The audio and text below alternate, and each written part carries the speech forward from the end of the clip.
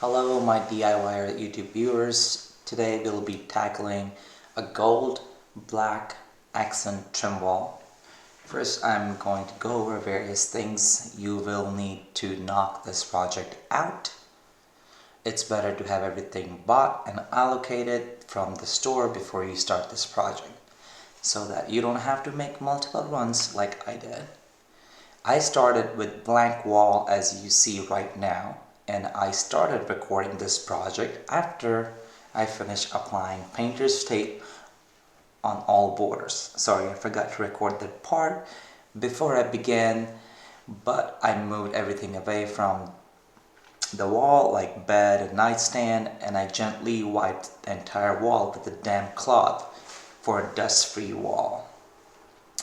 If you guys are doing this sort of project in living room, then I would recommend you guys to take 160 or 180 grit sandpaper and lightly sand the whole entire wall for a sharp look.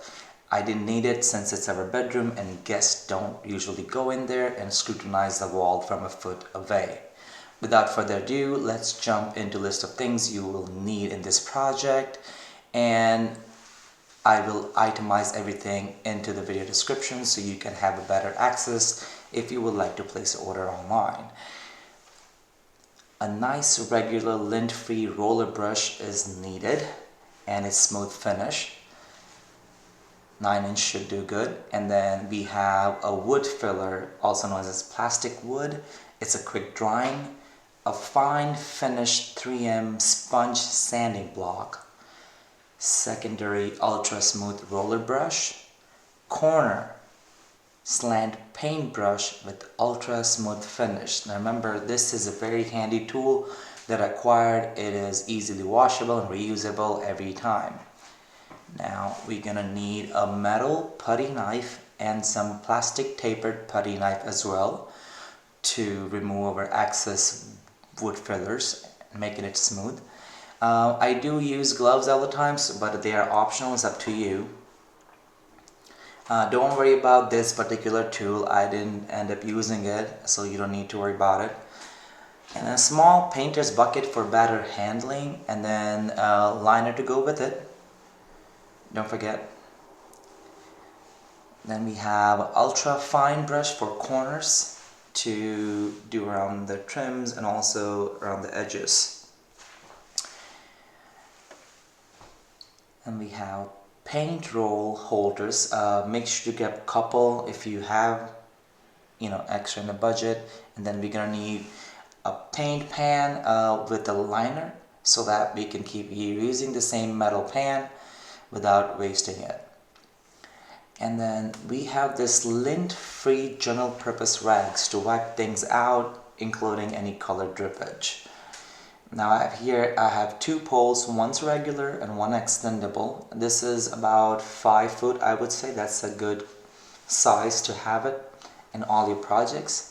I personally prefer my all-in-one handy extendable pole here, which is quite easy to use. Just tap it and it extends and let it go and it just collapses back on its own. As you can see, it's pretty easy.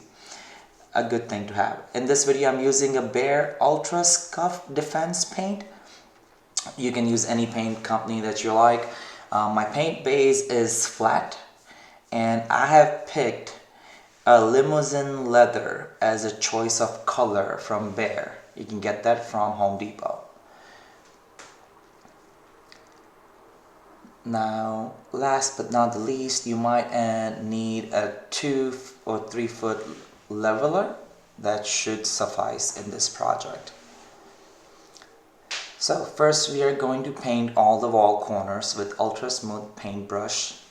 Make sure to do a prep work and cover your floors with something to protect your carpet. And now as you can see, I'm even doing a second coat to make sure wall is fully covered here. Here I took a paint roller and a pole to apply first coat of paint. My dog Max has joined to keep me company here. Once I was done, I gave it about 30 minutes to dry and then reapplied the second layer of paint. I came back after it got dried and saw some uneven paint lines, thus I gave a wall another light coat of paint. Now we are going to and some brad nails and then nail gun. To go with Ryobi for affordable pricing, I would recommend that. I'm using 18 gauge with 2-inch long nails. See the video description for the link. Now we are starting to cut up our square pre-prime 1x2-inch wood trim with compound table saw, and then using the brad nail gun to put them into places. We start with the border, and then with every border I would say you are going to need a 45-degree angle. I suggest using the pre-positioned marks on the saw machine. Once we applied or put the nails in all the wood trims, my girlfriend here joined us to apply the wood filler in every nail hole and also any of the joints that we have. After applying the wood fillers, she went ahead and scraped all the excess off with a putty knife and also flattened them out. After we were done with this, I went ahead and taped all the golden trims, did a painter's tape around the gold trims so that the paint doesn't touch the black paint. Before painting anything, we went ahead and used the sand block or the sanding block to sand each and every corner so it becomes smooth and even. Once we were done with that, I went ahead and started painting the gold metallic paint on the middle, all the covered with painter's tape wood. But before we get started on that, I went ahead and cleaned the entire wall just to have a better look at it. Here you see I'm starting to paint all the metallic. Now it's pretty runny, so you might need at least 5 to 6 coats. Do not disappoint in first couple of coats because it does take a lot of work. I went ahead and covered them with really thin plastic sheets, painter's plastic sheets, so that when I paint the rest of the black color, if there's any drippage, it doesn't really, here, sorry, I think I lost it for a minute. But here's the final product. As you can see, it came out really nice and clean cut. Again, I would appreciate if you drop in a like or comment if there's anything we need to improve on. Hope you liked the video and see you until next time. This is the final product. Thanks for watching Project 33.